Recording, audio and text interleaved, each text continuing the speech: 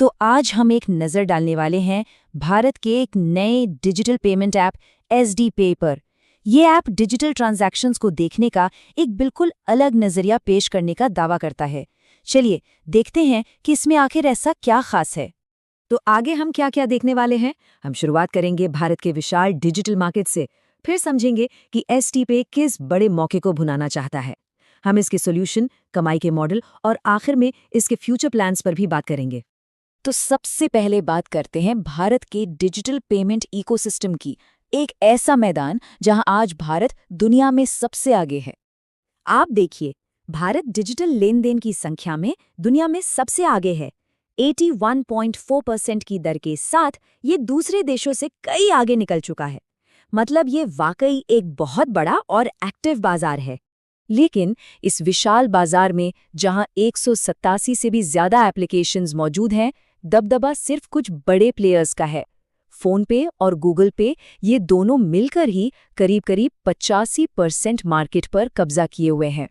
तो सवाल ये उठता है कि इतने बड़े और जमे जमाए बाजार में एक नए ऐप के लिए जगह कहाँ से बनेगी। एसडी पे की प्रेजेंटेशन एक कमी की तरफ इशारा करती है, जिसे वो कैशबैक गैप कहते हैं।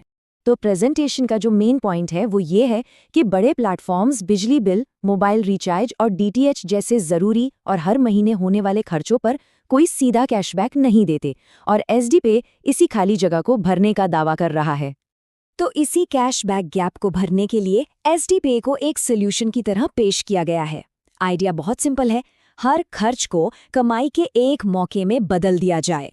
इनके प्लान के हिसाब से एसडी पे का जो कैशबैक मॉडल है वो 3 मेन पिलर्स पर टिका है।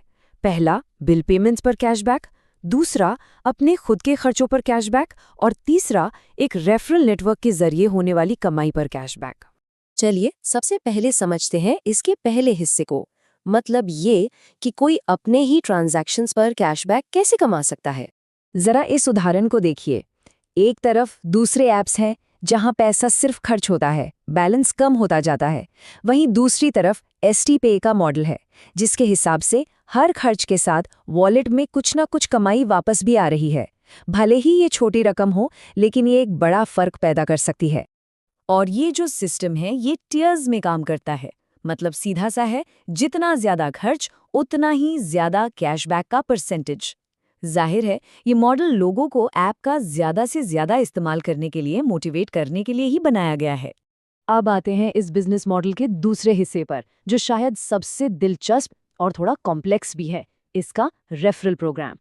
देखिए, वो इसे सिर्फ ऐप शेयर करना नहीं कह रहे, बल्कि इसे एक तरह की पार्टनरशिप बता रहे हैं, जहां दूसरों के खर्च से भी कमाई का मौका मिल सकता है। ठीक है, तो इस मॉडल को थोड़ा ध्यान से समझते हैं। ये एक 15 लेवल का रेफरल सिस्टम है।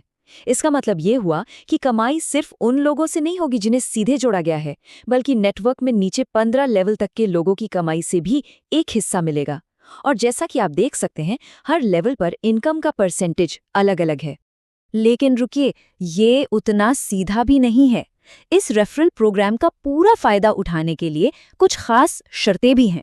जैसे कि रेफरल कैशबैक पाने के लिए वॉलेट में कम से कम 1000 रुपये का बैलेंस होना जरूरी है, और सभी 15 लेवल्स को अनलॉक करने के लिए आपको 30 लोगों को सीधे अपने नेटवर्क में जोड़ना होगा। देखिए, किसी भी नए फाइनेंशियल ऐप के लिए सबसे जरूरी चीज होती है भरोसा। तो चलिए देखते हैं कि ये प्रेजेंटेशन अपनी क्रेडिबिलिटी बनाने के लिए और अपने फ्यूचर प्लान्स को दिखाने के लिए क्या कहती है। तो अपनी बात साबित करने के लिए प्रेजेंटेशन में ये 2 चीजें दिखाई गई हैं, एक थर्ड पार्टी सेफ्टी रेटिंग और कुछ इंडस्ट्री अवार्ड्स, जो इसकी विश्वसनीयता को दिखाने के लिए इस्तेमाल किए गए हैं। और ऐसा लगता है कि ये कंपनी सिर्फ पेमेंट तक ही नहीं रुकना चाहती। उनका विजन एक सुपर ऐप बनने का है। मतलब एक ही जगह पर ई-कॉमर्स, कैब बुकिंग और फूड डिलीवरी जैसी सभी सर्विसेज मिले। इसके अलावा प्रेजेंटेशन में कुछ आने वाले फीचर्स का भी वादा किया गया है, जिसमें वॉलेट बैंक, बिजनेस क्यूआर और एटीएम कार्ड जैसी चीजें शामिल हैं, जिन पर अभी काम चल रहा है।